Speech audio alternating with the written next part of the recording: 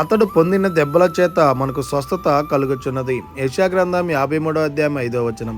ప్రియమైనటువంటి దేవుని జనాంగమా, ఈ ఉదయకాల సమయంలో మనము చేసినటువంటి తప్పిదాల నిమిత్తం, మనము చేసినటువంటి పాపాల నిమిత్తం మనము పొందవలసినటువంటి దెబ్బలను ఆ యేసుక్రీస్తు ప్రభుల వారు మన కొరకు పొంది ఆయన మనకు స్వస్థతను అనుగ్రహించినటువంటి వాడిగా ఉంటూ ఉన్నాడు. మనము పొందవలసినటువంటి శిక్షను ఆ యేసుక్రీస్తు ప్రభుల వారు భరించినటువంటి వాడిగా ఉంటూ ఉన్నాడు.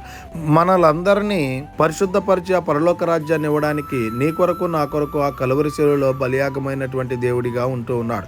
ఇంకా అటువంటి దేవుడు నిన్ను నిర్లక్ష్యం చేస్తూ ఉంటే ఇక నుంచైనా ఆ యేసుక్రీస్తు ప్రభుల వారిని నీ జీవితంలోనికి ఆహ్వానించి ఆయన్ని సొంత రక్షకుడిగా అంగీకరించి రక్షణను పొందాలని కోరుకుంటూ ఈ దిన వాక్యం ద్వారా దేవుడు మనలందరికీ రక్షణను అనుగ్రహించును గాక.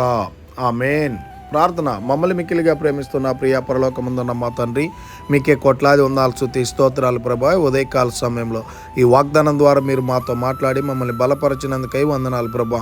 ఈ వాక్యాన్ని ఎవరైతే వింటూ ఉన్నారో వారందరి జీవితాల్లో ప్రభా ఇక నుంచి అయినా మీ అందు భయభక్తులు కలిగి మిమ్మల్ని సొంత రక్షకుడిగా అంగీకరించుటకు కృప చూపించమని ప్రార్థన చేస్తున్నాం. ఎవరైతే పనులు చేస్తున్నారో, ప్రయాణాలు చేస్తున్నారో, నూతనమైనటువంటి కార్యాలు మొదలు పెడుతున్నారో, వాళ్ళ పనుల్లో, ప్రయాణాల్లో, నూతనమైనటువంటి కార్యాల్లో ప్రతి బిడ్డకు తోడై నడిపించమని ప్రార్థన చేస్తున్నాం. 10th క్లాస్ ఎగ్జామ్స్ రాస్తున్నటువంటి బిడ్డల కొరకై ప్రార్థన చేస్తుండగా మంచి శక్తిని, బలాన్ని, ఆయుష్ని, ఆరోగ్యాన్ని, తెలివిని, జ్ఞానాన్ని అనుగ్రహించి చక్కగా ఎగ్జామ్స్ రాయటకు కృప చూపించమని ప్రార్థన చేస్తున్నాం.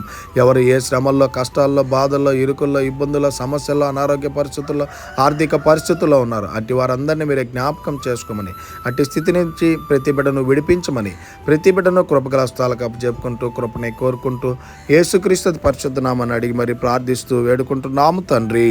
ఆమేన్. God bless you.